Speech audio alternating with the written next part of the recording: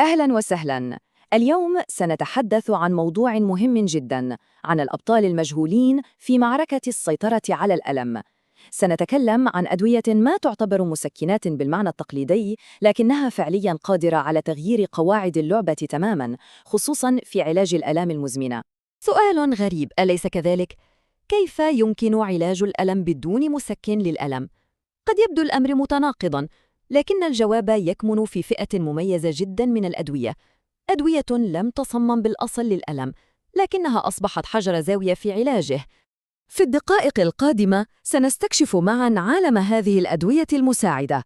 سنبدأ بالتعريف الأساسي، ثم نغوص في أنواعها المختلفة من مضادات الصرع إلى العلاجات الموضعية، وفي النهاية سنجمع كل القطع لنكون الصورة الكاملة لدورها الحيوي.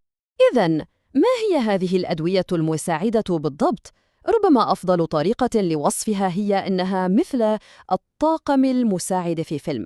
هي ليست البطل الرئيسي، لكن وجودها يعزز أداء البطل الرئيسي أي المسكنات التقليدية، ويجعل القصة كلها أكثر نجاحاً وفعالية. ببساطة، التعريف الرسمي يقول إن الدواء المساعد هو أي علاج يضاف لتعزيز فعالية مسكن الألم الأساسي.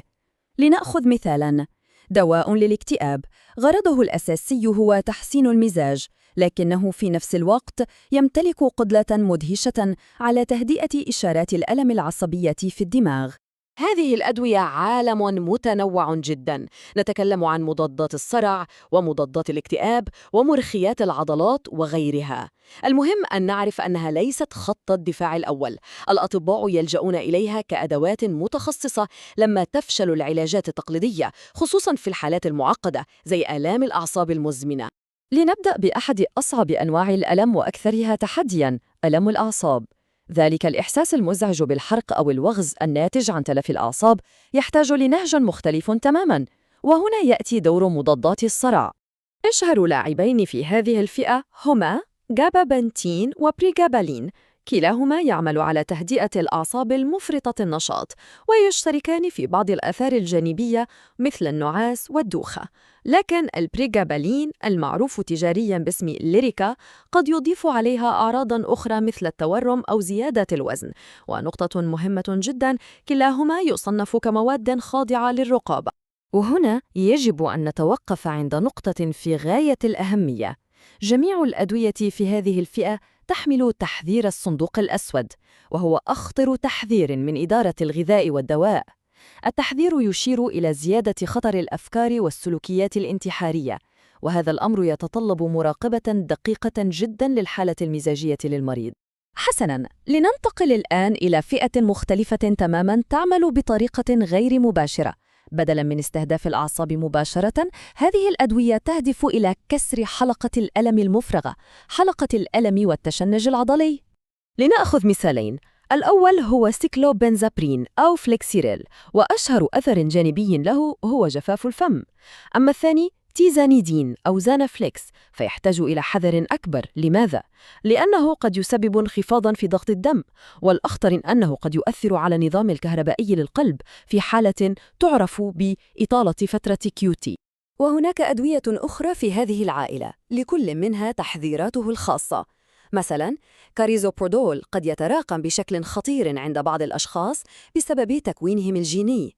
ميتاكسالون قد يضر بالكبد، لذا يتطلب مراقبة وظائف الكبد. وميثوكاربامول أيضاً يمكن أن يسبب انخفاضاً في ضغط الدم. الآن وصلنا إلى فئة قد تبدو مفاجئة جداً في سياق علاج الألم: مضادات الاكتئاب. الأمر المثير للاهتمام هنا أن فعاليتها لا ترتبط بالضرورة بتحسين المزاج، بل بآلية عملها المباشرة على مسارات الألم في الدماغ والجهاز العصبي. الأمثلة تشمل أدوية قديمة مثل أميتريبتيلين، والذي غالباً ما يؤخذ ليلاً لأنه يسبب النعاس، وأدوية أحدث مثل دولوكسيتين أو سيمبالتا. وهناك حالة خاصة جداً وهي ميلانسيبران أو سافيلا، وهو دواء تمت الموافقة عليها بشكل حصري لعلاج الألم العضلي الليفي أو الفيبروميالجيا. ومثل ما رأينا مع مضادات الصرع، هذه الأدوية أيضاً تحمل تحذير الصندوق الأسود بشأن زيادة خطر الأفكار الانتحارية، خصوصاً عند الشباب. وهناك أيضاً تحذير مهم جداً بعدم الجمع بينها وبين فئة قديمة من مضادات الاكتئاب تسمى MAOIs لتجنب تفاعل دوائي قد يكون مميتاً. طيب، لنغير اتجاهنا تماماً الآن من الأدوية التي تؤخذ عن طريق الفم إلى تلك التي توضع مباشرة على الجلد. الميزة الكبيرة لهذا النهج هي أنه يقلل من الآثار الجانبية على الجسم كله، ويركز التأثير في مكان الألم. أول مثال هو لصقة ليدوكاين. فكرتها بسيطة جداً، فهي تعمل كمخدر موضعي يخدر الأعصاب السطحية في الجلد، مما يوفر راحة مركزة. استخدامها الرئيسي المعتمد هو للألم المستمر بعد الشفاء من عدوى الهربس النطقي. طريقة الاستخدام هنا هي مفتاح كل شيء للسلامة وللفعالية. أولاً، يجب التخلص منها بحذر شديد لحماية الأطفال والحيوانات الأليفة، والأهم من ذلك هو الالتزام بجدول صارم: 12 ساعة استخدام ثم 12 ساعة راحة للجلد. هذا ليس اختيارياً، بل هو لمنع امتصاص كميات زائدة من الدواء وحماية الجلد. العلاج الموضعي الآخر مثير للاهتمام جداً، وهو كريم كابساكات.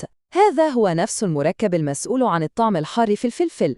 طريقة عمله فريدة، فهو يعمل على استنزاف مادة كيميائية في النهايات العصبية مسؤولة عن نقل إشارات الألم إلى الدماغ. استخدام هذا الكريم يتطلب التزاماً وصبراً. يجب تطبيقه بانتظام 3 إلى 4 مرات يومياً، لأن تأثيره تراكمي وليس فورياً. غسل اليدين جيداً بعد الاستخدام ليس مجرد نصيحة، بل ضرورة قصوى لمنع نقل الإحساس الحارق الشديد إلى العينين أو أي مناطق حساسة. وتذكروا، لا تغطوا المنطقة أبداً بضمادة، فهذا يحبس الحرارة ويزيد من الامتصاص بشكل خطير، مما قد يسبب حروقاً جلدية. حسناً، بعد أن استكشفنا هذه الفئات المتنوعة، حان الوقت لنجمع كل هذه المعلومات معاً وننظر إلى الصورة الكبيرة: ما هو الدور الحقيقي لهذه الأدوية المساعدة في علاج الألم؟ إذن الخلاصة هي أن إدارة الألم رحلة معقدة تتطلب نهجاً متعدد الأوجه. الأدوية المساعدة ليست مجرد إضافات، بل هي أدوات أساسية في ترسانة العلاج، خاصة للآلام المزمنة التي لا تستجيب للمسكنات التقليدية. معرفة هذه الخيارات بفوائدها ومخاطرها أمر ضروري جداً.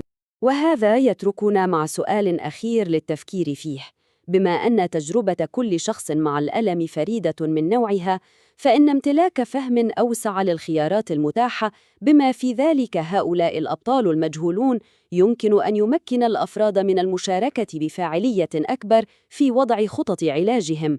كيف يمكن لهذه المعرفة أن تغير طبيعة الحوار بين المريض والطبيب؟